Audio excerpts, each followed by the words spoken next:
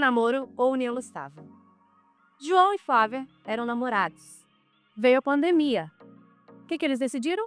Vamos morar juntos. Vamos dividir despesa, já que veio a pandemia, você paga aluguel, eu pago aluguel. Que tal se a gente passar a morar junto e dividir essas despesas, já que a gente está trabalhando em home office?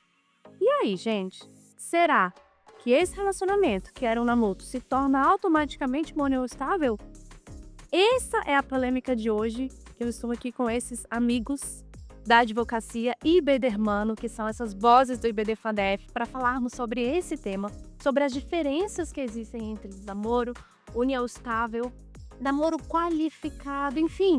Às vezes a linha é muito tênue, né, gente, entre um relacionamento e outro, então a gente precisa destrinchar esses temas e vamos falar também dos desafios de fazer isso na prática da advocacia e também para os casais, se desejam saber, que desejam planejar seus relacionamentos, quando que vai ser configurada uma união estável, quando que é só namoro, enfim, é isso que a gente vai conversar hoje. Estou aqui com o Vinícius Cavalcante, que é diretor do IBD-FADEF, advogado militante, Fernando Cardoso, que é presidente da Comissão de Notários e Práticas Extrajudiciais do IBD-FADEF, e a novidade de hoje é que também foi nomeado como juiz de paz do cartório Sobradinho, Saiu hoje a publicação. para celebrar o amor, esses temas que a gente vai falar tanto aqui, que coincidentemente recebemos essa notícia, estamos muito felizes. Muito obrigado. Flávio Grutti, o nosso presidente da Comissão de Advogados e advogado militante também na área de família e sucessões. Gente, muito obrigada, sejam muito bem-vindos. Vamos começar então falando, gente, do namoro e da união estável. Esse caso que eu trouxe para vocês aqui hoje, a gente viu que aconteceu muito na pandemia. Por uma questão de conveniência, casais passaram a residir no mesmo local.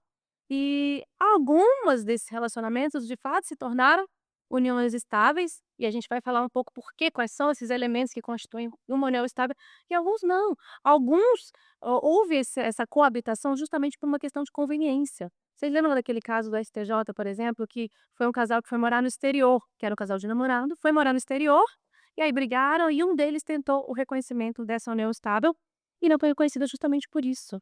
Porque aquela intenção, aquele intuito de constituição de família não estava configurado, porque lá no exterior era muito mais caro pagar um apartamento para cada um, então eles resolveram, por conveniência, dividir essas despesas. Então vou começar com o nosso presidente da comissão de advogados. Fala um pouquinho pra gente da união estável, assim, o que diferencia esse namoro para uma união estável?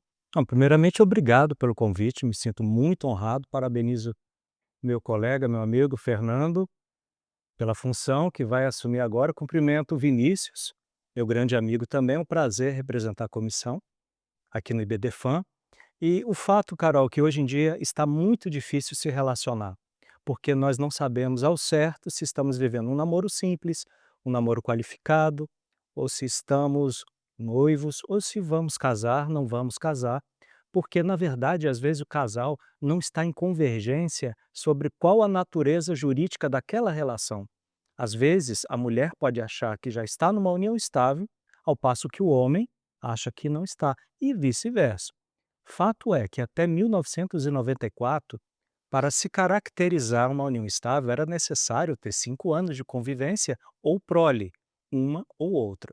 Em 96, nós tivemos uma abertura, que segue até hoje, que o requisito temporal, que o requisito prole deixou de existir. E agora nós temos 4 elementos, sendo 3 de índole objetiva e um subjetivo. Então, hoje, para caracterizar uma união estável, tem que ser uma união pública, contínua e duradoura.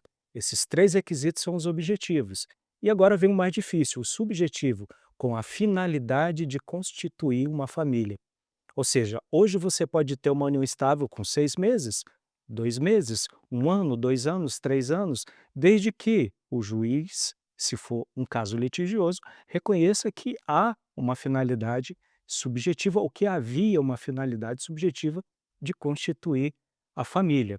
Infelizmente, nós vamos falar mais disso para frente. Os casais hoje, principalmente os brasileiros, têm muita sensibilidade de tocar no assunto dinheiro, patrimônio e relação jurídica. Tem medo de tocar naquele assunto e a relação acabar. E se acabar, é sinal que não estava muito forte. Perfeito. O Flávio já trouxe elementos importantíssimos para essas diferenciações.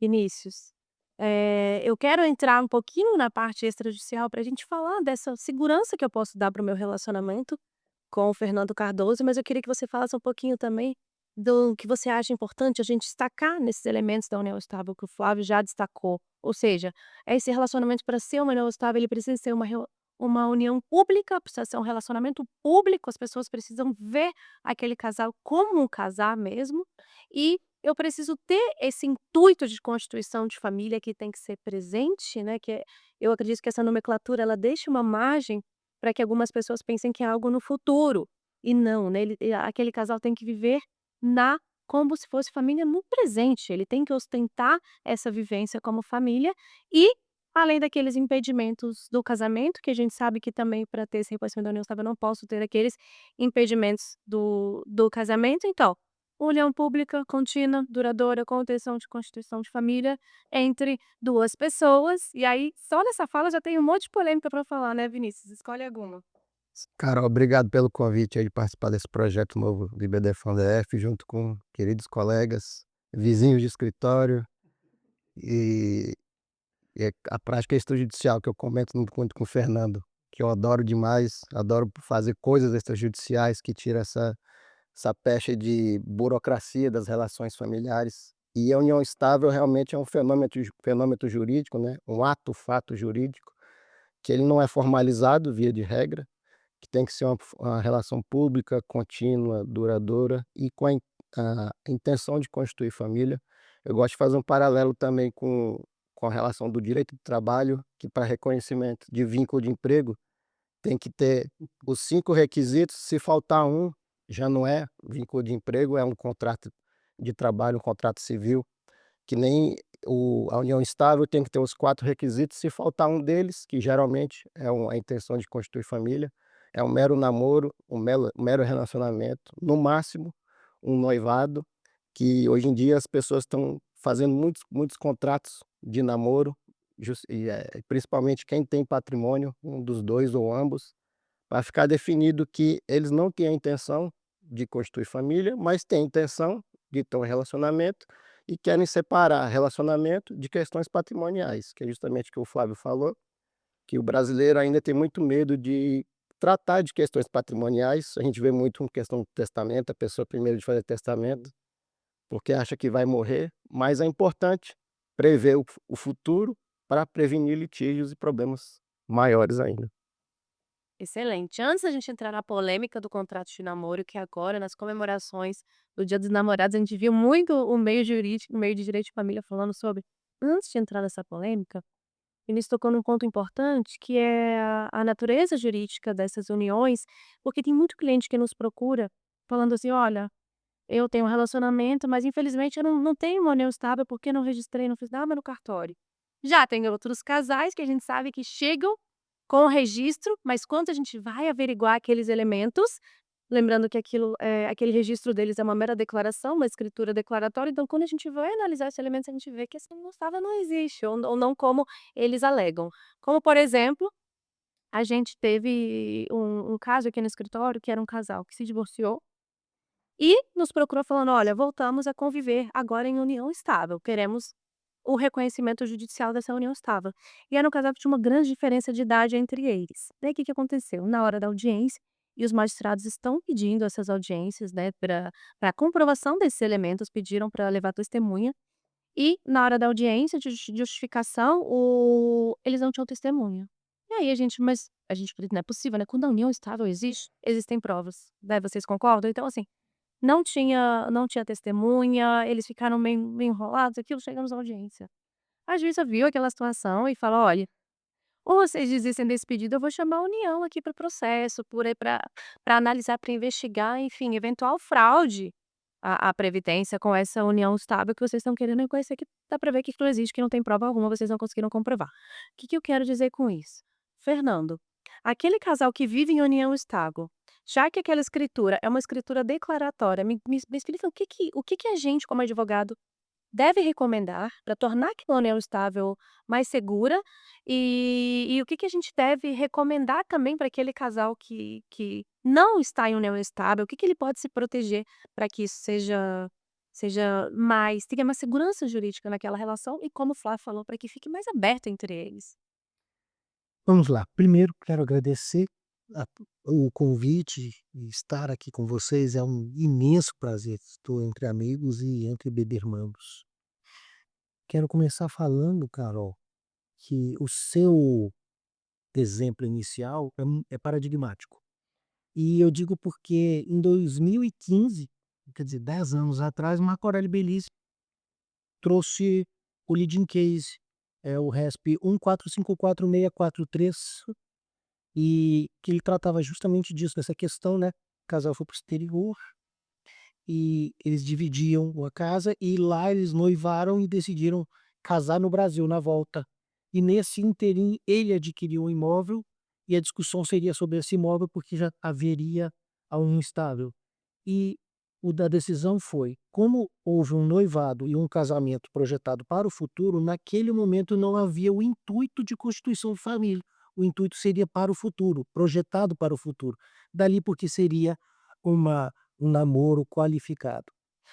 Essa zona nebulosa, que depois do voto do Marco Aurélio Belise, voto condutor, não se tornou tão nebulosa assim, a gente pode entender que a necessidade do advogado orientar os clientes para que eles realmente promovam esse reconhecimento. Lembrando que a lei não exige que seja por escritura pública, pode ser por contrato por instrumento particular redigido pelo advogado. Né? Pode ser bem interessante, inclusive, para que conste as nuances, né? Que muitas das vezes pode ser que o tabelião entenda como desnecessárias, né? Despiciendas dentro de uma escritura. O principal, saber orientar os clientes quanto a esses 4 elementos do 1723, sobre essa questão do intuito de constituição de família, não como uma projeção futura, mas uma existência atual dentro do casal. E justamente o advogado, dentro da entrevista, também poder perceber se dentre aquelas duas pessoas existe realmente a vontade e o entendimento de que já há uma união estável. E esse é o limbo onde a gente tem que trabalhar com muita calma e muita tranquilidade, muita serenidade para a gente poder identificar e ajudar os clientes a identificar. Os requisitos da união estável não são segredos. Todos falam da união pública contínua e duradoura com a finalidade de constituir família. Mas a população me pergunta muito como vou caracterizar isso. Vamos destrinchar? Perfeito. Perfeito. Então vamos lá. União pública. Como que o casal se apresenta na sociedade? Ela é minha companheira, ela é minha esposa, é meu companheiro, é meu marido? Ou se essa relação é oculta? Exemplo, vamos supor que aquele senhor, que eu vou colocar o nome de personagem de João, é casado com Maria, outra personagem. E de repente João, no desandar da vida, conhece uma mulher e começa a ter uma relação clandestina. Aluga um imóvel onde tem encontros às escondidas durante 10, 15 anos. Tem publicidade nessa relação? Não tem, porque o João não se apresenta na sociedade como marido ou companheiro daquela mulher.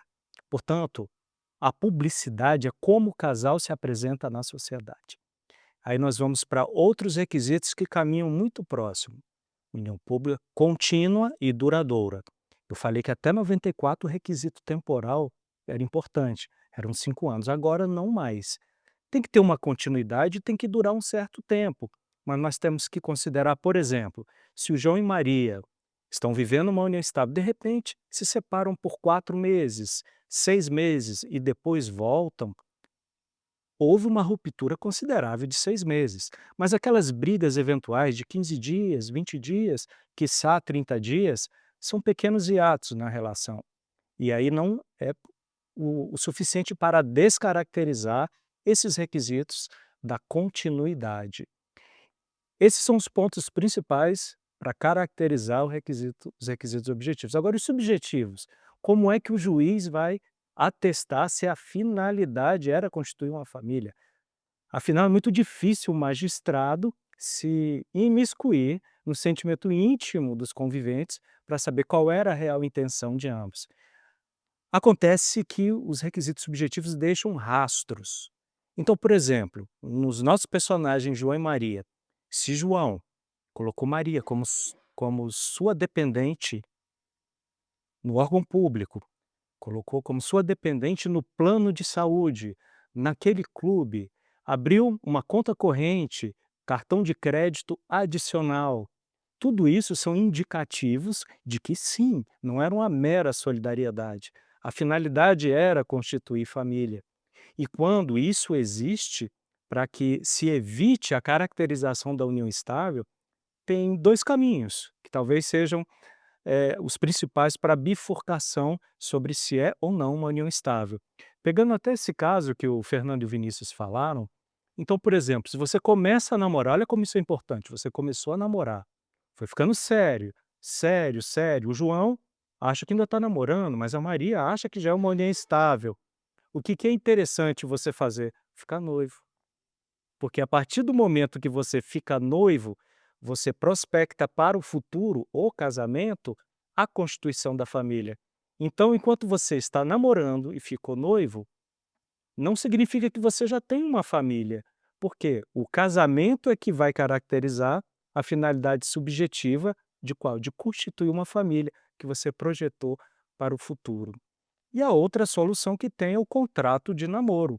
O contrato de namoro existe justamente para você dizer, dentro do conceito do princípio da autonomia privada dos conviventes, de que aquela relação não é uma união estável. Então, o que é o contrato de namoro? É uma declaração negativa de que não estão vivendo uma união estável. Agora, vai falar para o seu namorado ou para a sua namorada que aquilo não é uma união estável, que você quer fazer um contrato de namoro, dá briga. O Flávio pegou num ponto muito importante, que é a questão da manifestação de vontade, porque a gente tem, por exemplo, a possibilidade do reconhecimento de uma união estável pós-mortem, ou seja, com a morte de um daqueles pretensos conviventes, supostos conviventes. Então, essa comprovação desses elementos é muito importante. A gente, talvez seja uma das grandes dificuldades quando a gente ajuiza uma ação da cliente ou do cliente, trazer essa documentação. E hoje as pessoas estão trazendo até, compartilhamento de Netflix, Spotify, fotos, cartas. Essa questão da publicidade, você me fez lembrar um processo que a gente ouviu o garçom do restaurante que eles frequentavam sempre, porque o garçom dizia como eles se chamavam, né. Era para que esse elemento da publicidade estivesse presente nos locais que eles frequentavam. Então, essa comprovação, quando a gente vai ajuizar uma demanda de união estável, ela é muito importante, né, gente. E trazendo um elemento que não é obrigatório, por isso a gente não destrinchou ainda, mas eu queria falar um pouquinho dele, gente, porque a gente está tramitando no Senado o PL4, que é de 2025, que é a reforma do nosso Código Civil. O projeto de reforma do Código, ele pretende reformar mais de 1.000 artigos no Código Civil, então muita coisa pode mudar, né, se aprovado do jeito que está hoje. E uma das coisas que eu queria 2 coisas que eu queria chamar a atenção para a gente começar essa discussão. A primeira, sempre que ele, hoje a gente ainda tem um código que traz homem e mulher, né, como aqueles sujeitos que podem se relacionar e ter reconhecida essa identidade familiar. Então a reforma ela traz, ela não traz homem e mulher, ela fala em 2 pessoas, aí já temos muita polêmica para falar disso, mas ainda não falaremos. Mas, então ela equivale nesse aspecto todos os artigos que falam sobre casamento, ela traz conviventes também. Ela prefere inclusive o termo conviventes do que companheiros. E sabe o que me chamou muita atenção?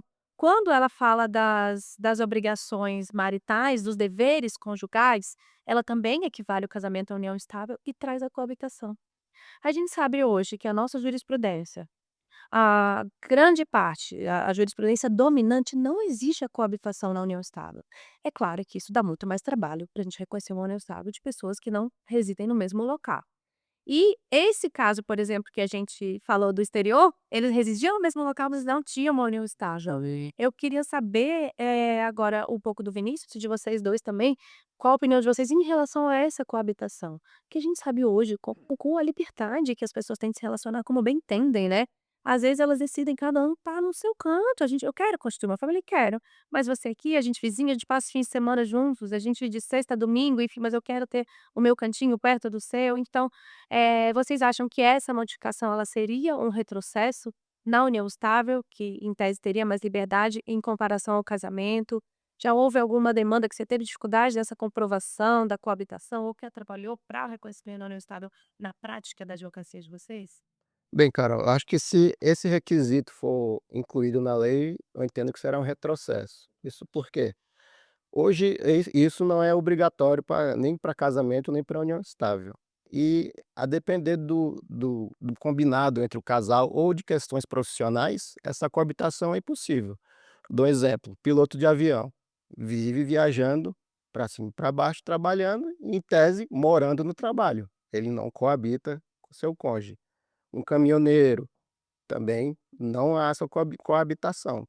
Inclusive, se houver coabitação, o casal pode ter um quarto separado, por exemplo, banheiro separado, coisas separadas. Ainda assim, não vai deixar de ser casamento. Então eu entendo que esse é um retrocesso, que é uma questão que amarra ainda mais os relacionamentos conjugais, cria uma burocracia desnecessária, e eu tenho até uma ideologia mais libertária, assim, de autonomia privada das pessoas mesmo, sobretudo patrimoniais, afetivas, que não precisa a lei colocar amarras do que não dá para ser amarrado, porque só vai tornar as coisas mais burocráticas, mais difíceis de ser reconhecidas e vai causar muito mais litígios na justiça. Por um lado vai ser bom para a advocacia, mas para a sociedade em geral vai ser um grande retrocesso. Eu comungo do mesmo entendimento do meu amigo Vinícius, e ainda ressalto a questão das novas formações dos modelos familiares dentro da sociedade, né, segundas núpcias, ou então uma união estável advindo de uma família que já ficou desfeita.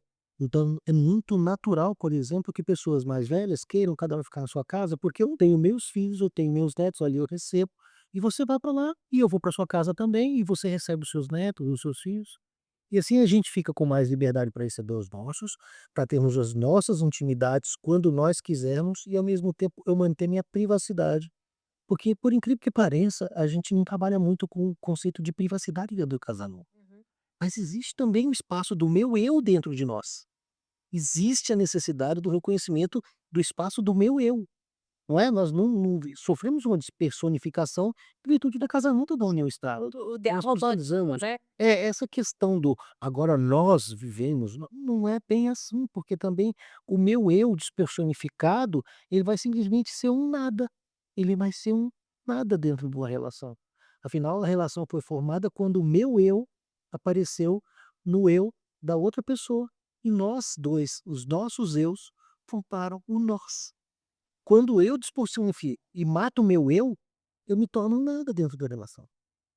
Então isso é muito importante que a gente entenda que essa questão, a exigência de coabitação, ela é absolutamente desnecessária dentro do reconhecimento. E hoje, no nosso código, é um dever do casamento, mas não é um dever da união estável. Então nós já temos aí uma quebra dentro da isonomia. Carol, só um arremate. A minha opinião é que o legislador sempre chega atrasado, o julgador chega na frente, porque o poder legislativo não consegue acompanhar a velocidade das transformações das famílias. Então, tudo que você engessar, você tem que ter um regramento mínimo, mas se você engessar, aquilo que eventualmente restringiu demais vai ser superado pelos julgadores, pela jurisprudência. Esse ativismo existe e, no ponto, tem que continuar. Portanto, essa questão da coabitação. Hoje, no meu escritório, não raramente, existem casais que decidem separar, divorciar, mas continuam morando juntos. Ou seja, você pode estar separado de fato do seu cônjuge ou do seu convivente, mas permanecer sob o mesmo teto. Por quê? Porque você manter 2 lares, quiçá 3 lares, se for aquela guarda de aninhamento, né, que o filho fica, o homem vai para uma casa, a mulher para outro, e vão se revezando, fica muito caro.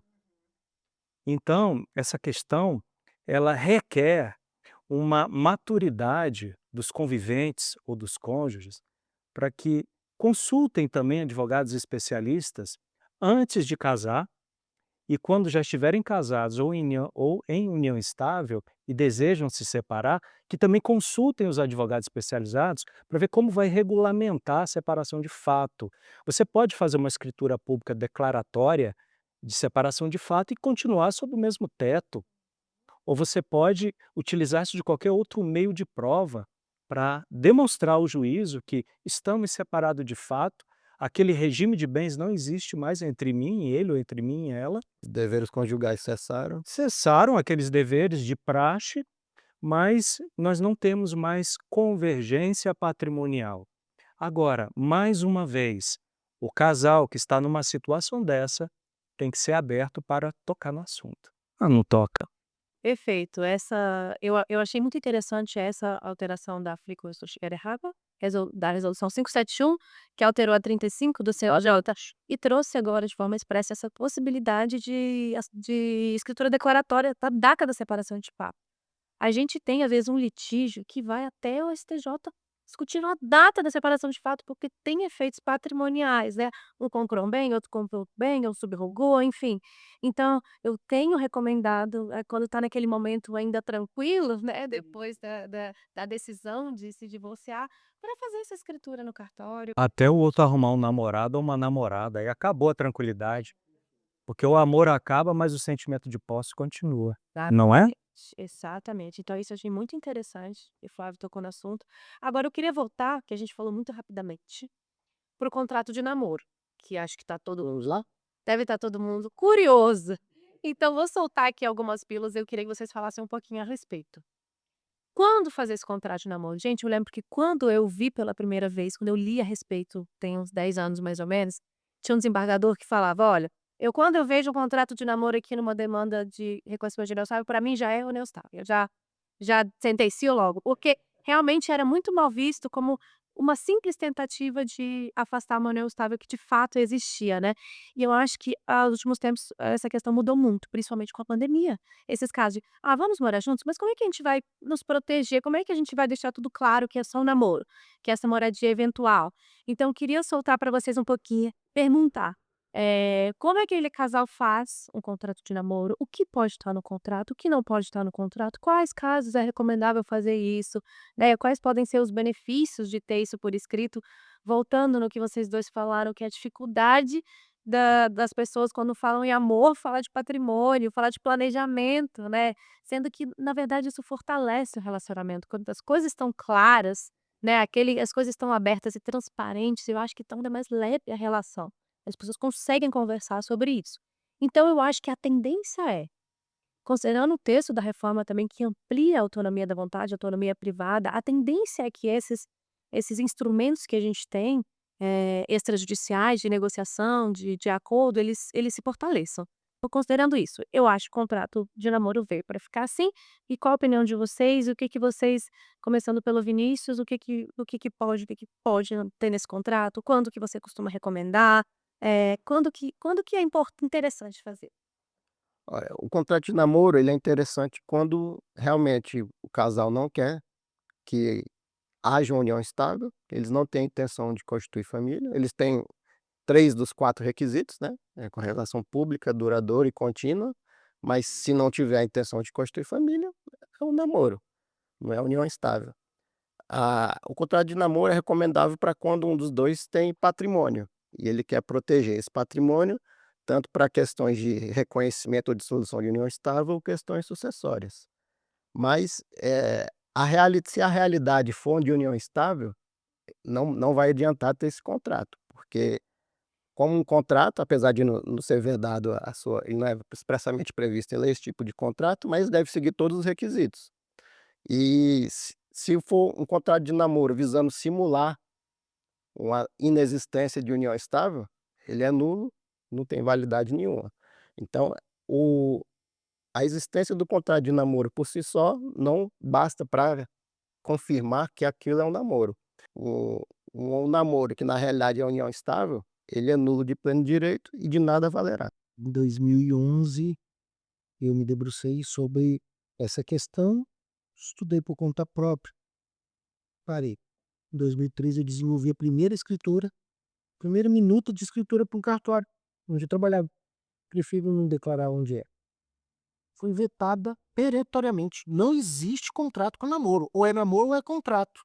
Eu alevei o 104 no Código Civil, objeto lícito, agente capaz, prescrito ou defesa em lei. Não há vedação nenhuma. 421, liberdade de contratar. 422, boa-fé nos contratos.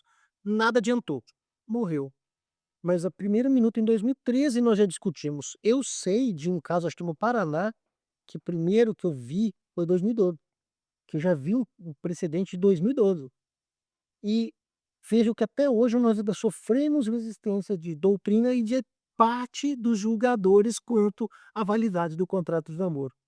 O que fica claro é que o contrato de namoro é muito importante não só para aquele que já tem patrimônio, mas para aquele que está com uma projeção futura próximo.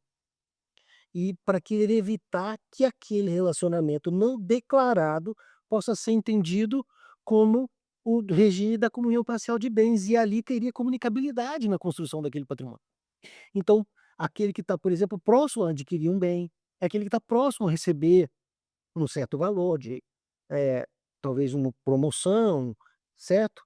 No fim de um contrato, etc. Ou de honorários advocatícios vultosos, né? Interessante. E também sempre lembrando que a parte final, eu acho essencial, é que uma das últimas cláusulas seja justamente de que, em se transmutando aquela relação para uma união estável, aí será feito um novo documento e que, inclusive, será escolhido o regime de bens. Inclusive, isso pode constar no próprio contrato, uma cláusula assecuratória. Falou, se houver reconhecimento de união estável, o regime de bens é tal. Ou será escolhido futuramente. Isso. Mas eu acho que até essa sua cláusula, que é a cláusula mais padrão que a gente tenta fazer. Só que às vezes a parte fala, não tem interesse em definir isso agora. Então a gente já põe que você fica assegurado o direito de escolha futura, para a gente já evitar, inclusive, a aplicação automática do regime legal, que seria o da comunhão parcial de bens. Quando você recomenda, quando você acha a pessoa que está nos assistindo que está em dúvida, interessante fazer, de que forma? Carol, eu recomendo o contrato de namoro, eu sugiro o contrato de namoro para os meus clientes, e eu acho válido o contrato de namoro. E eu gostaria até de estressar um pouquinho mais essa abordagem que o Vinícius fez a respeito da legalidade ou não do contrato de namoro. O que acontece no mundo real, a vida como ela é? Tudo bem, o contrato de namoro, ele é firmado principalmente quando existe uma disparidade patrimonial. Então, aquele que tem mais se preocupa em proteger o patrimônio, porque, em tese, aquela ou aquele podem ser aproveitadores. Eu sempre digo que na vida confiar 100% é ingenuidade. Você tem que confiar 99,9. Aquele um pontinho é necessário para você ter uma segurança jurídica. Relacionamento não é infinito, ele é finito. Se você não adubar, se você não vitaminar, ele morre. E aquela calma, aquela consensualidade da época do relacionamento acaba rapidinho. Então a gente tem que tomar medidas acauteladoras. Então, o direito das famílias hoje, ele é regido pelo princípio da atualidade. Se nós tivermos um litígio, o juiz vai querer saber o que está acontecendo naquele momento. Então, o que acontece no mundo real? Às vezes o casal faz o contrato de namoro, tendo como objeto principal, que é a declaração negativa de uma união estável, e aquele contrato é firmado hoje, mas aí já se passaram 2, 4, 6, 8, quiçá 10 anos. E aí, passados 10 anos, será que aquela declaração de vontade que foi firmada lá atrás ainda permanece à luz do princípio da atualidade? Se houver um litígio contra a situação atual, será que o juiz vai levar em conta somente o princípio da autonomia privada, ou ele vai perquirir, ou ele vai avançar na verdade real daquele relacionamento? Então, se tiver dúvida do magistrado, concordo com o Vinícius, aquela situação pode restar descaracterizada, porque aquela vontade de 10 anos, ela já ruiu, nós já temos uma situação muito diferente. Então, eu defendo sim o contrato de namoro. Eu costumo colocar nos meus contratos de namoro uma periodicidade de ratificação daquela situação. O que é importante num contrato de namoro? Primeiro, repito, declarar que aquela relação ela não é uma união estável. Porque, embora seja pública, embora ela possa ser contínua, ou já vem sendo contínua e, portanto, duradoura, aquele casal não tem a finalidade de constituir uma família. Pode-se dizer ainda que aquele casal, se desejar constituir uma família antes, vai ficar noivo. Ou então vai fazer um aditamento ao contrato estabelecendo que doravante nós temos uma união estável. E se tivermos uma união estável, o regime vai ser a comunhão parcial de bens, ou a separação absoluta, ou a participação final nos aquestos. Ou seja, você tem que concatenar a vontade. E também tem contratos de namoro, inclusive, em que pese algumas opiniões contrárias, que se coloca até a cláusula ou de confidencialidade ou até a cláusula de infidelidade. Então, eu acho que tudo é possível. E finalizando, o que é o princípio da autonomia privada? O princípio da autonomia privada significa que a vontade dos contratantes deve ser observada, desde que aquela vontade não contrarie o ordenamento jurídico.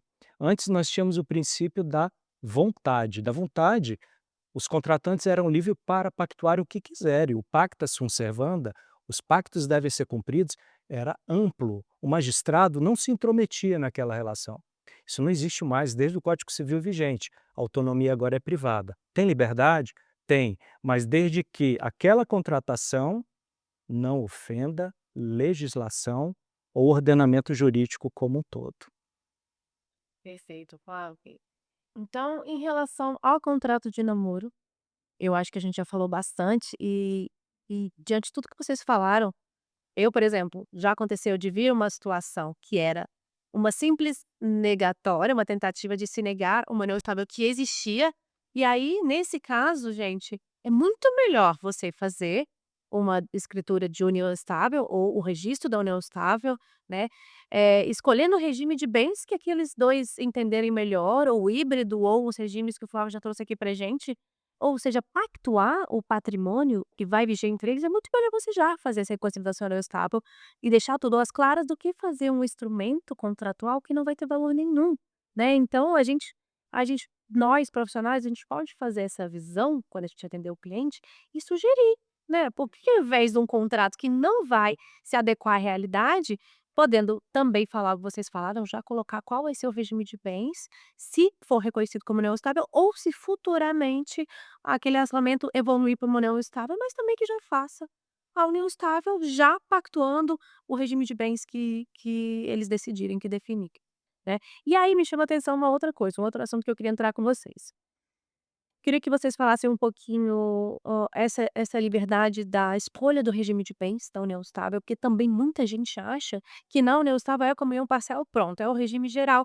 E às vezes, quando vai fazer a declaração dessa união estável, coloca lá: "Ah, é o que está aí", ou seja, não tem o interesse de saber quais são os outros regimes de bens, de saber o que eles nem sabem, às vezes, que eles podem escolher também os outros regimes de bens da união estável, e não só no casamento.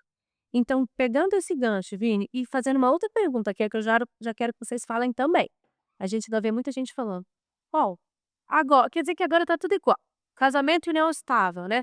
Principalmente na recente decisão que a gente teve igualando o direito sucessório do cônjuge e do convivente. Então, pra quem tá com essa dúvida agora, é melhor casar ainda? É mais seguro? Quais diferenças vocês acham interessante a gente destacar aqui entre o casamento e na união estável? E também quero saber um pouquinho do regime de bens, dessa liberdade que também existe na união estável. Sim, na minha opinião, eu não vejo diferença entre casamento e união estável, a não ser as formalidades e exigências legalmente previstas, que a união estável é um ato fato jurídico, ele acontece com o tempo, não basta haver um documento dizendo que existe, porque não pode existir. Já o casamento não, tem as formalidades, a habilitação, proclama, os requisitos, que devem ser obedecidos e registrados no registro civil de pessoas naturais. Com relação ao regime de bens, ele pode ser adotado todos, na união estável podem ser adotados todos do casamento, que é a comunhão universal, comunhão parcial, a separação convencional ou a participação final nos aquestos, que a gente quase nunca viu, né. É uma cabeça de bacalhau. Regime que não deu certo, né? É, As pessoas falam. inclusive vai ser abolido na reforma, tá prevê a abolição dele. Só que tem uma diferença que na união estável, se um dos dois for casado anteriormente e não tiver feito a partilha de bens, por exemplo, viver só em separação de fato, não há óbice para que seja reconhecida união estável. Porém, o regime de bens que vai ser adotado naquela união estável terá que ser o da separação obrigatória de bens, porque há uma condição suspensiva, que é a mesma do casamento, que é a ausência de partilha, que também pode ser a pessoa que é viúva e não foi feito o inventário, ou de algum deles que se casou dependente de suprimento judicial. Então, havendo essa cláusula suspensiva de uma união estável, não é possível fazer essa escolha de regime de bens, terá que ser o da separação obrigatória, e no meu entendimento, futuramente, se essa condição suspensiva for suprida, não existir mais, por exemplo, se for feita a partilha do casamento ou o inventário do cônjuge falecido de algum deles, eu entendo que nada obsta que seja alterado esse regime de bens, seja na escritura declaratória ou um reconhecimento judicial, que aí os companheiros, os conviventes podem escolher um outro regime que não seja o da separação obrigatória. Perfeito, Vini. Perfeito. Aproveitando o gancho, fazendo mais uma coisa, algo que você vai poder nos acrescentar bastante, que é você dando essa dúvida das pessoas, de é melhor mesmo casar, das diferenças, o que que eu faço? Esse procedimento recente que a doutrina tem chamado de união estável qualificada, que é o registro da união estável e não a mera declaração das partes, como é que funciona esse registro? O que que tem de novo? É importante que a gente oriente nossos clientes a fazerem dessa forma, traz mais segurança para esse relacionamento? Traz, na verdade, essa adoção, do registro, ela não é recente. O CNJ já tinha um provimento anterior que vigeu e hoje ele está inserido dentro do provimento 149, que a gente chama do foro extrajudicial, que, vamos dizer, nacionalizou as regras, né. Eh, o registro no livro E, ele é optativo. E como é que se faz? Ele é feito somente no cartório do primeiro ofício da comarca, no DF, por exemplo, Marcelo Ribas, né. E o li por quê? Porque esse livro E é o livro especial que só tem no primeiro ofício. Por isso que só pode ser feito no primeiro ofício.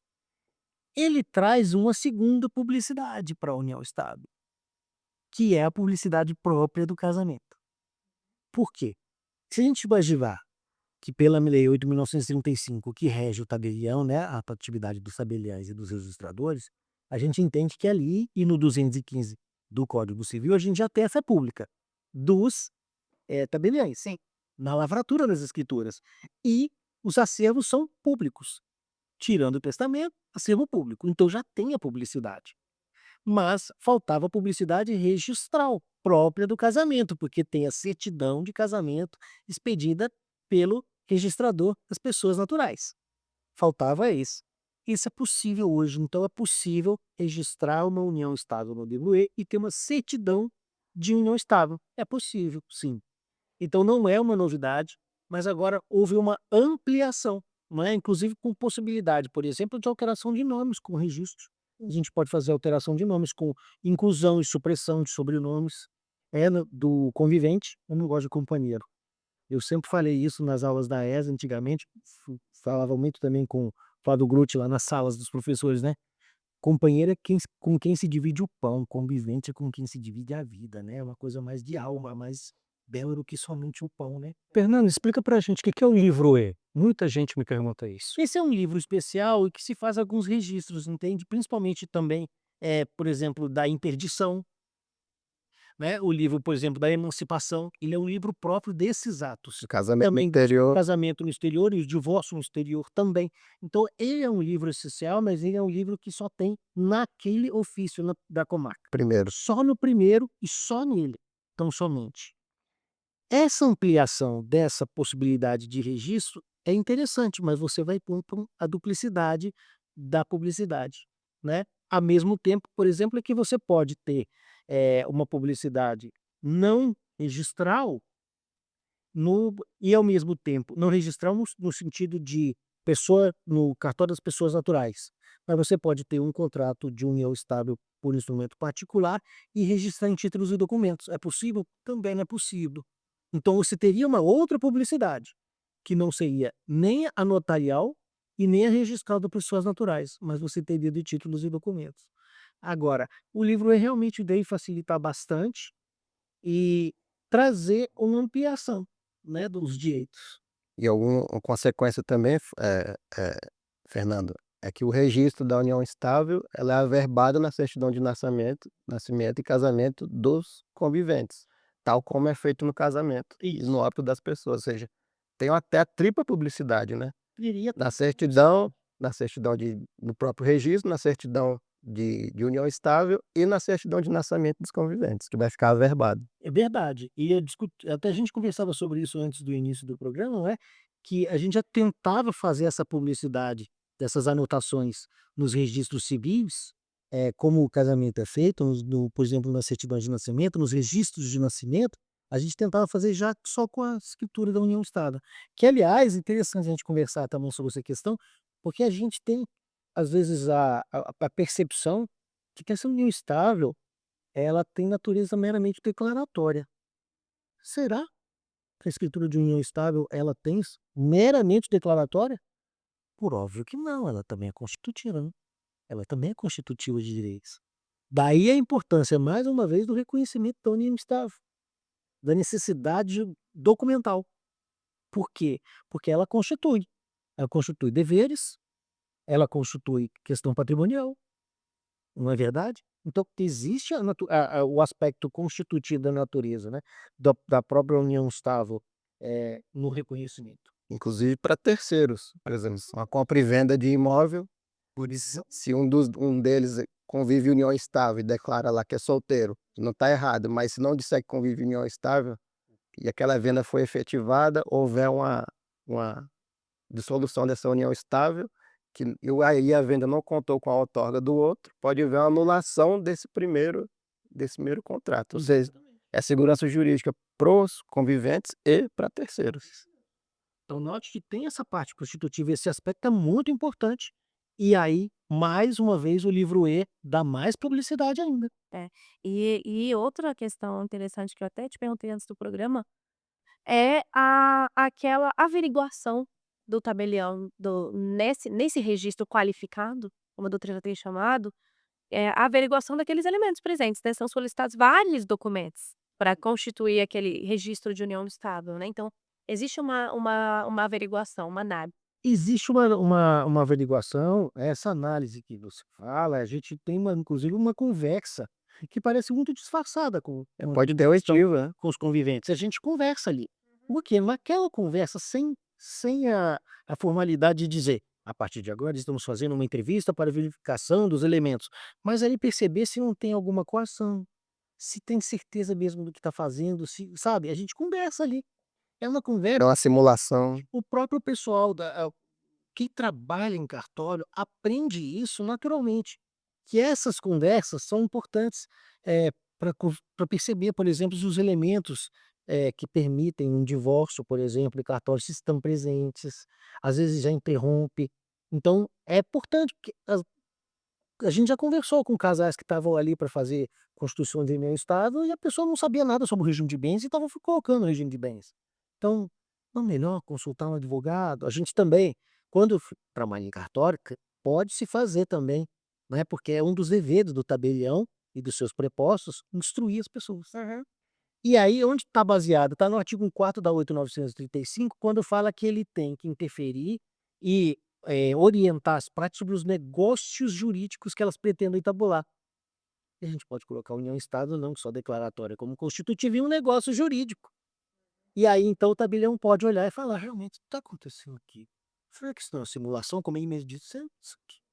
Para fins previdenciários. Pode negar, né, nesse registro qualificado, ele pode negar o registro se O registro vai acontecer lá no Pessoas Naturais, é possível também, tá? E também é interessante a gente dizer que hoje tem uma quarta modalidade, que a gente tem instrumento particular, a gente tem a escritura, a sentença, e agora a gente pode fazer também esse reconhecimento no registro civil das pessoas naturais, no próprio. Eu cheguei lá e Também declaro. é a quarta modalidade, que foi criada pelo provimento 141, que agora está lá no 149, né, do foro do E foro. traz ainda mais segurança. Mais segurança também, mais possibilidade, mais uma É o possibilidade de Código Nacional de Normas. E aí pegando Código Nacional de Normas do Foro Extrajudicial.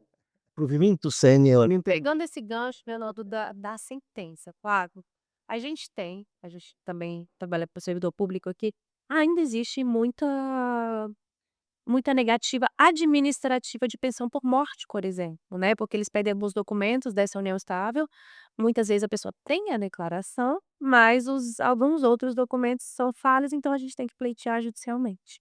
Esclarece pra gente essa questão a gente tem os procedimentos extrajudiciais agora, cada vez mais dando segurança para essas uniões, mas lembrando que sim, muitas vezes é necessária a judicialização e o reconhecimento e extinção ou só o reconhecimento judicial, né, a sentença que constitua aquela união estável. Muito bom. Bom, vamos lá. Primeiro, eu acho que o amor vale a pena, que o casamento vale a pena, o romance vale a pena. Mas o relacionamento ele não pode ser apenas romantizado. O casamento e a união estável também estão contratualizados. E quando você vive uma união estável, você pode vivê-la de modo informal ou de modo formal. De modo informal, você não documenta, não faz nenhum contrato de união estável, você não faz nenhuma escritura pública declaratória de união estável. Você apenas vive aquele amor, aquele relacionamento e acredita sinceramente que nada vai acontecer igual no mundo Disney e serão felizes para sempre. Só que não. Pode ser que essa relação acabe e que surjam os problemas. Essa é a união estável informal, que você não se acautela de imaginar e de tentar evitar problemas futuros.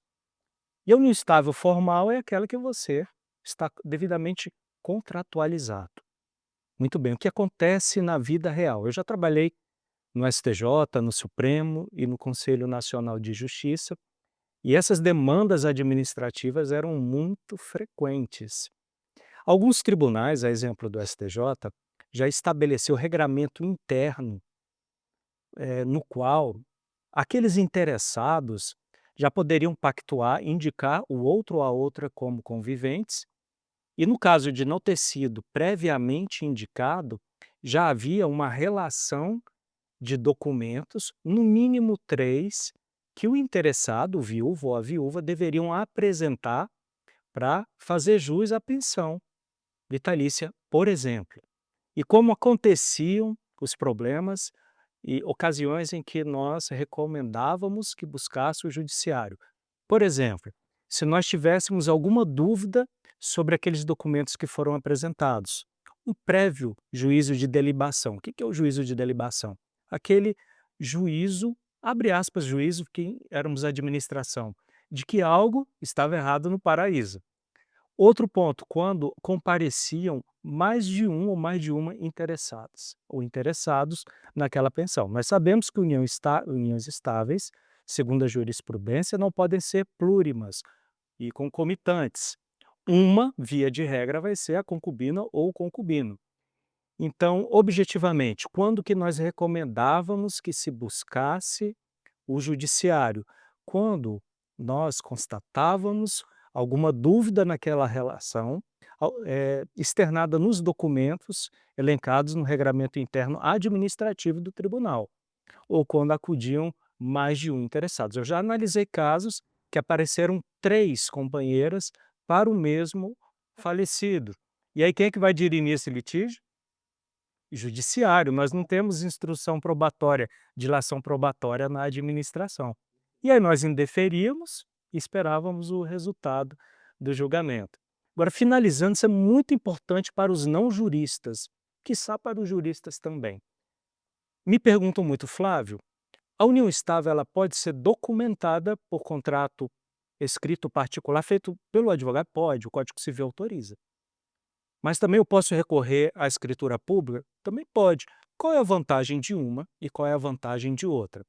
Enquanto se está fazendo o contrato, enquanto a relação está viva, há consenso.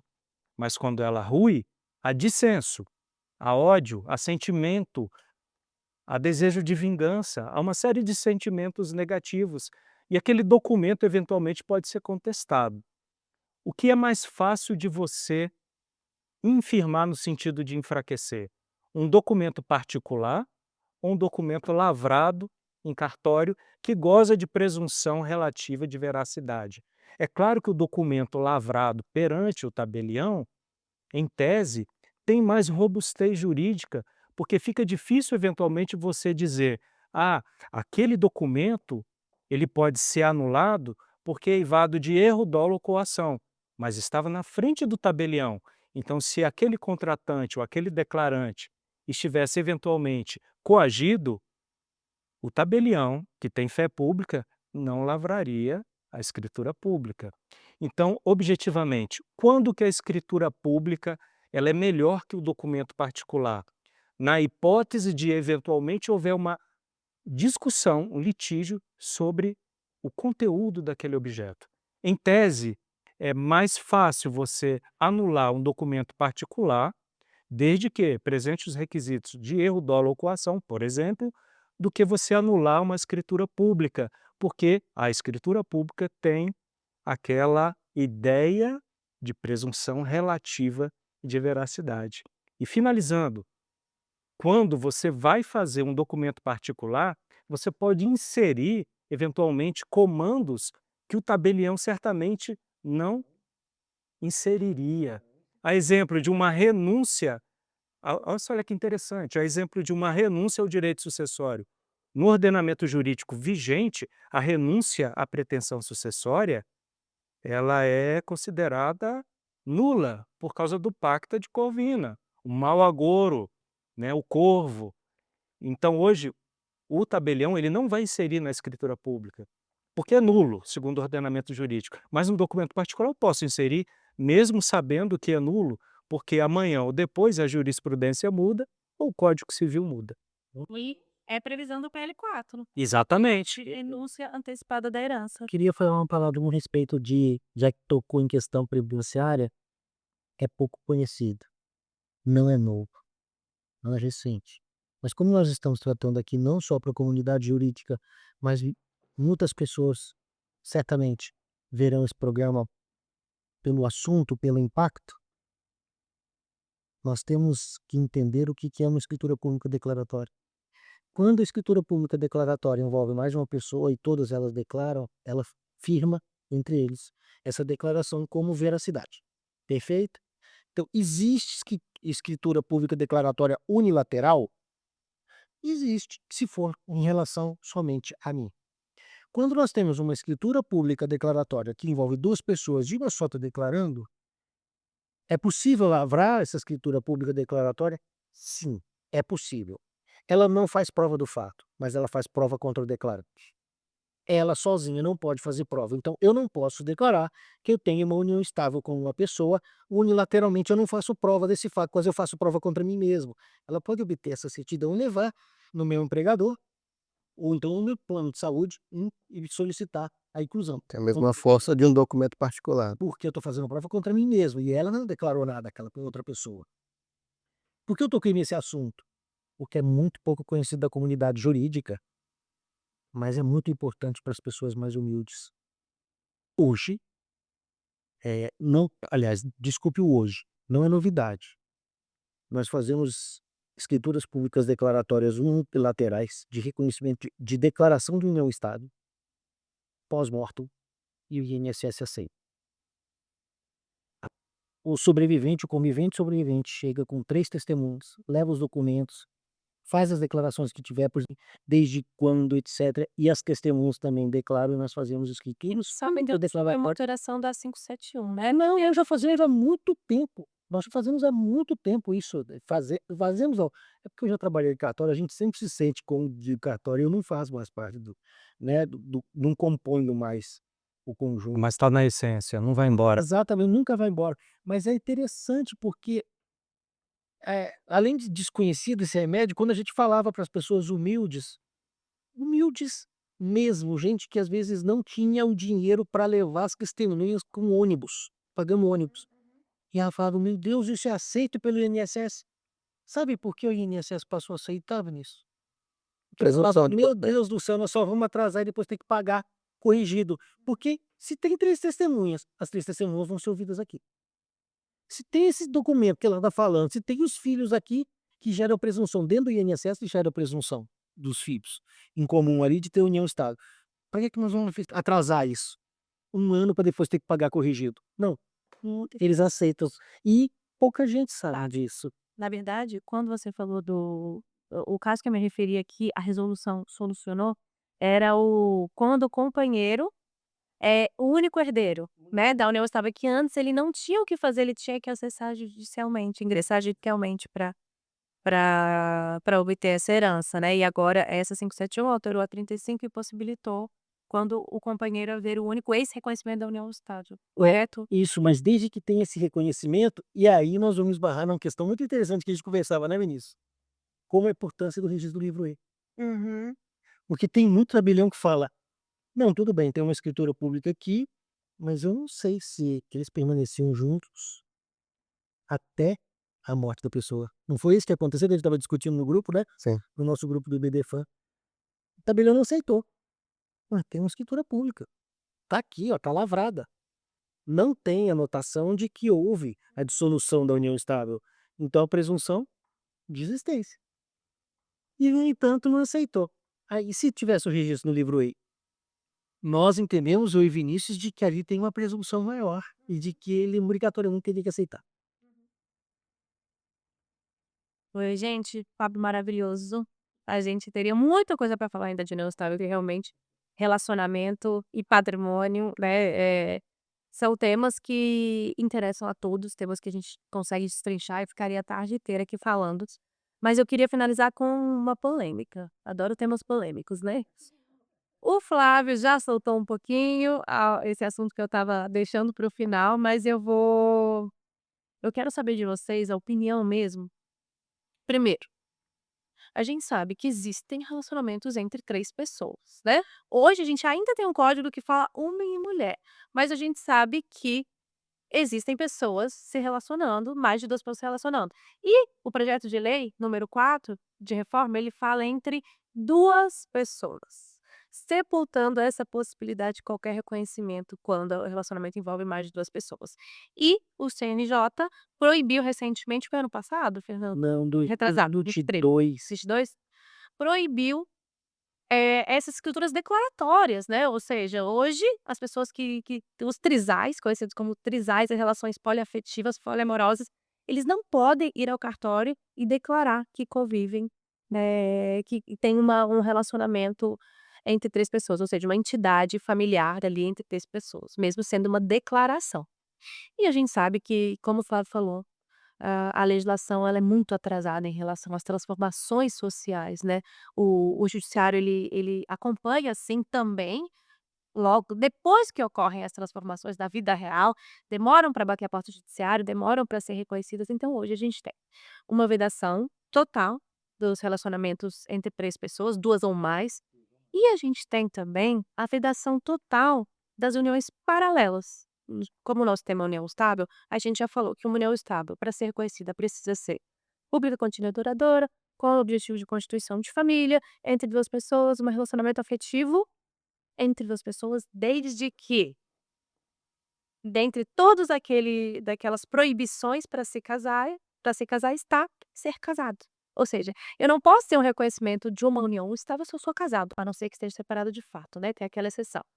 Fato é que uma união estável paralela hoje, ela não tem reconhecimento nenhum no nosso ordenamento jurídico se a pessoa é casada. E a gente tem aquele caso famoso, vocês lembram de relatoria do Aires Brito, você que é bom de número, não sei se vai lembrar, que o Amor Divino, José Amor Divino, algo assim, ele tinha um casamento, salvo engano 8 ou 9 filhos nesse casamento e logo depois constituiu um relacionamento com uma mulher também, com a qual teve 8 ou 9 filhos também. Então era a questão de fato era muito semelhante. Chegou ao STF na época, ao STJ na época não, STF, relatoria do Aires Brito, pela questão de pensão por morte previdenciária. O pedido era de partilhar a pensão por morte e foi negado, né. O voto do Aires Brito era pela concessão, mas foi voto vencido. Então, o que que acontece hoje? E teve recentemente um casal homoafetivo, não sei se vocês viram, também questão previdenciária, era um relacionamento, uma união estável paralela, eram 2 uniões estáveis. Qual que ganhou? A que tinha o registro anterior. Ou seja, houve uma nova negativa também de uma união estável paralela recentemente. Então, vem o PL4 e fala o quê? Expressamente que não existe a possibilidade de se reconhecer, mais de uma entidade familiar, ou seja, ele sepulta as famílias simultâneas, que é o que a gente chama, sejam 2 uniões estáveis ou seja um casamento com uma união estável. E a gente sabe que existem e não vão deixar de existir simplesmente porque não tem um reconhecimento judicial. Queria saber a opinião de vocês sobre o tema.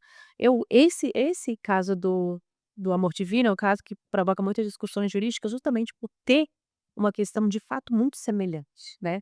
Ter um papel constitutivo, que é o casamento, lembrando, né, gente, como a gente falou aqui exaustivamente, o casamento ele produz os efeitos a partir da celebração, já a união estável não, pode produzir efeitos antes do registro, se houver um período anterior de união estável. E é muito comum a gente ter nos casamentos um período anterior ali de união estável, né. Então, queria ouvir de vocês essa opinião de vocês sobre essas famílias simultâneas, que não têm nenhum amparo no nosso ordenamento jurídico. Bom, sou eu? Começa a usar a Muito bem. As famílias simultâneas existem. Eu, no meu círculo de relacionamento, eu conheço alguns exemplos. É estranho porque, ao mesmo tempo que a Constituição consagra a proteção à família, de um lado protege aquela oficial e do outro lado coloca uma pá de cal naquela família que, entre aspas, estaria oculta. É uma incongruência jurídica. Mais uma vez, a legislação está chegando atrasada ou tentando restringir o que no campo da vida real existe e vai continuar existindo. Olha só que interessante, hoje você pode ter, no assento de registro civil, o pai biológico e o pai socioafetivo. Nós temos 3 personagens naquele registro. Por que nós não podemos ter os 3 personagens também numa relação conjugal? Os trisais existem. Se tem um acordo de vontades, por que não? Existe. Agora, a questão das famílias simultâneas.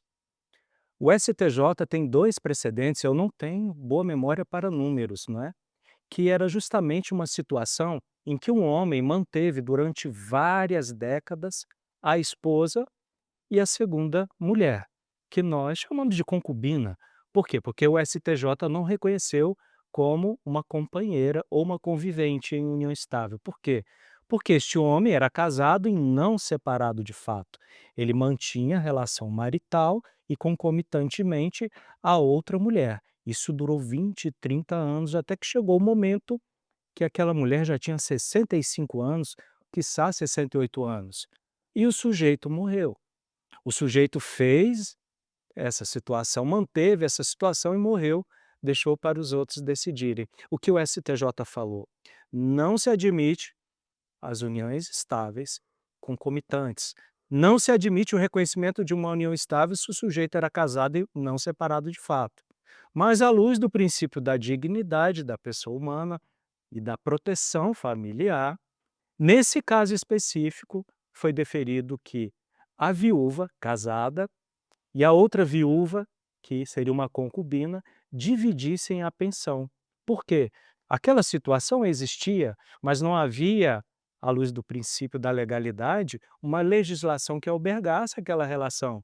Então, para aquela segunda mulher, entre aspas, não passar por dificuldades ante a impossibilidade de ingressar ou de reingressar no mercado de trabalho, por deficiência de capacidade técnica, se dedicou àquele homem a vida inteira, assim como a esposa, foi reconhecido o direito de ela dividir a pensão vitalícia com a esposa. Mas o Instituto da União Estável Paralela, concomitante ou plurimas, tudo sinônimo, continua vedado pela jurisprudência. Então, concluindo o meu pensamento, eu vejo como um retrocesso. Eu acho que os trisais eles deveriam ser reconhecidos porque eles existem. Não é a lei dizer que não existe que vai deixar de existir. Vai existir.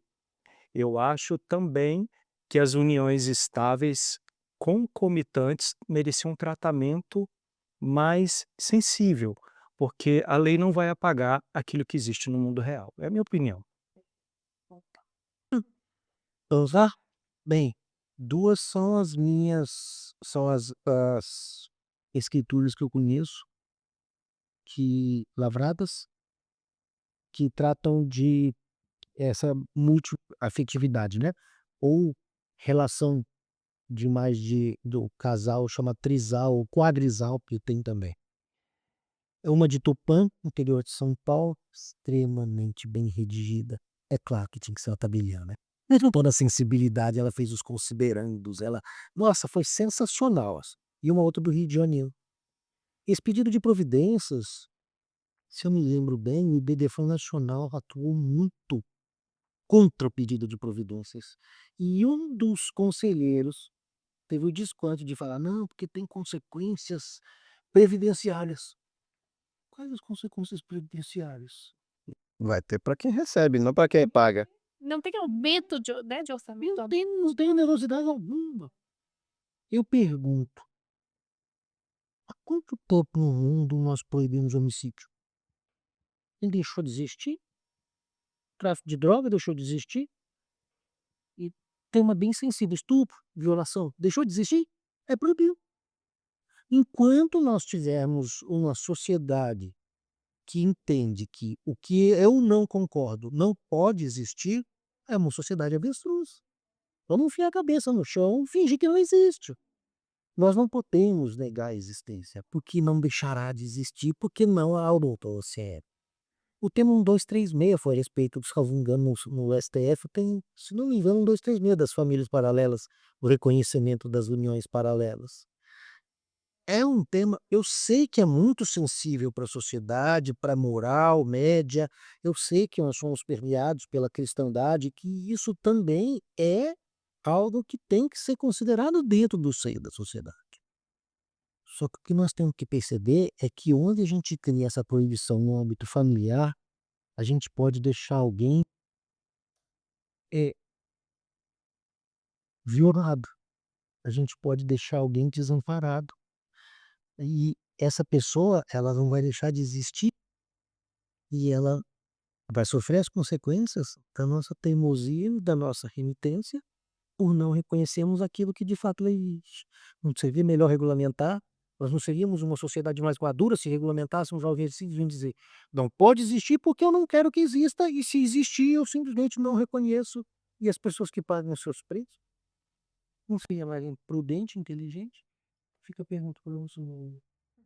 Com certeza, meu amigo. Como eu adiantei aqui, eu tenho uma questão de ideologia mais libertária, né, que eu entendo que a autonomia da vontade deve prevalecer independente do que diz a lei. Hoje a nossa lei diz que não pode ter casamentos concomitantes com mais de uma pessoa e segue a mesma lógica da união estável. Mas eu entendo se um casal, um homem ou mulher, 2 homens ou 2 mulheres, se ele aceita uma terceira pessoa ou uma quarta pessoa, se eles aceitam viver como uma família, como um casal, eu entendo que não existe óbice para que seja reconhecida. Principalmente embora a gente viva sob um ordenamento jurídico positivo, positivado, positivista, romano-germânico, em detrimento do anglo-saxão, né, que prevalece os precedentes e os costumes, embora a lei diga que tem que ser de uma coisa, as relações afetivas não vão seguir aquilo, não vai ficar engessado só porque está na lei. Os relacionamentos afetivos vão seguir, vão se modernizar, vão seguir outras conjunturas. Por exemplo, há países que é aceito o homem ter mais de uma esposa, ela tem que e o requisito é que a primeira tem que concordar, por exemplo, em países muçulmanos. Então, se há o há um casal, e se existe uma terceira pessoa, e ela é aceita pelo casal, eu não vejo óbice para que isso seja reconhecido como uma entidade familiar única.